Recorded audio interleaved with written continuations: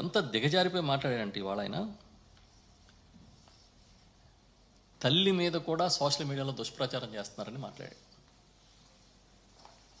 ఈ మాట్లాడదగ్గ మాటలేనా అని అడుగుతున్నాం. జగన్మోహన్ రెడ్డి గారి తల్లి మీద వైఎస్ఆర్ పార్టీ దుష్ప్రచారం చేస్తుందని మాట్లాడతారా? ఈ మధ్య విజయమ్మ గారే బయటకు వచ్చి చెబితే లెటర్ రాస్తే అది అబద్ధం అని ఫేక్ అని మీ ఐటీడీపీలో ప్రచారం చేస్తే మళ్ళీ ఆమె వచ్చి వీడియో రిలీజ్ చేశారు కదా. అసలు ఏ రోజైనా సరే ఇవాళ మీరందరూ చాలా గురువింద గింజల్లాగా మాట్లాడుతున్నారు. తెలుగుదేశం పార్టీ సోషల్ మీడియా ఏ రోజు ఎలా ప్రవర్తించిందో చూస్తే ఆశ్చర్యం వేస్తుంది.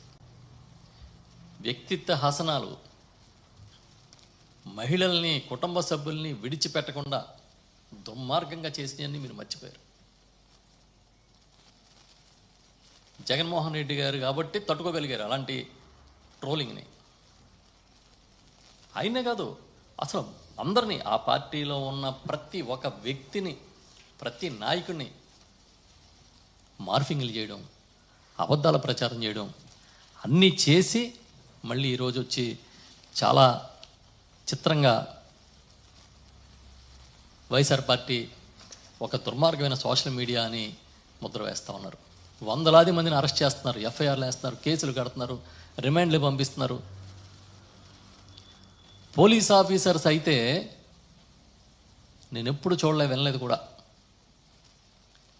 నిజంగా ఆత్మ పరిశీలన చేసుకోమని రాష్ట్రంలో ప్రతి పోలీస్ అధికారిని కోరుకుంటున్నాను నేను. మీరు ప్రవర్తించే ప్రవర్తనకి